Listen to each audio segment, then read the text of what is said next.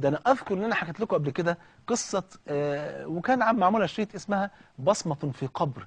إخوات كانوا عايشين مع بعض وبيحبوا بعض، المشكلة إن الأب ما كانش رابط قلوبهم بالطاعة، ما كانش معلمهم الدين، فكان سايبهم كده وخلاص، اهو بياكلهم وبيشربهم زي ما كتير من الناس بتعمل، اهو مدخلهم احسن مدارس، ملبسهم احسن لبس، خايف عليهم، معيشهم في بيت جميل، لكن في النهايه الناحيه الدينيه ما بيسالش فيهم خالص.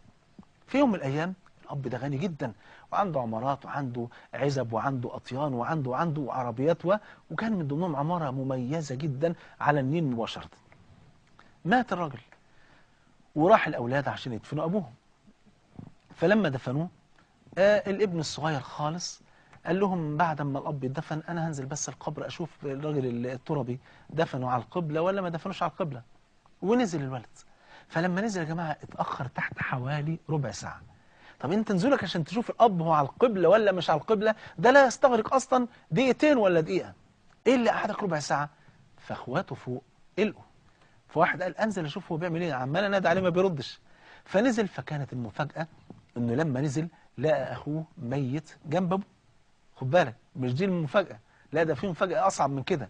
المفاجاه الكبيره ان الولد الصغير كان طماع جدا، فهو لما نزل القبر كان معاه في جيبه محبره حته كده صغيره كده بتتفتح يبقى فيها حبر، وراح نازل ومعاه عقد بيع للعماره اللي على النيل كان طمعان فيها، وراح نازل فاكك الكفن من على ابوه ومطلع صباعه وراح مبصمه على عقد بيع للعمارة اللي على النيل.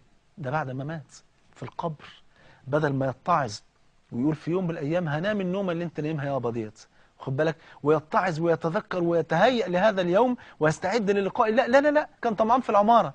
فلما بصموا على الورقة خلاص العمارة بقت بتاعته، وطبق الورقة وشال المحبرة ولسه هيطلع كان ملك الموت في انتظاره.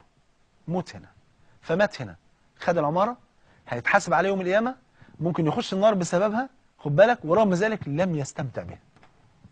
فنزل أخوه لقى المفاجأة، أخويا سرقنا، مض أو بصم أبويا على عمارة وخدها لنفسه، وقبل ما يطلع كان ملك الموت مستنيه. شفت الخزي؟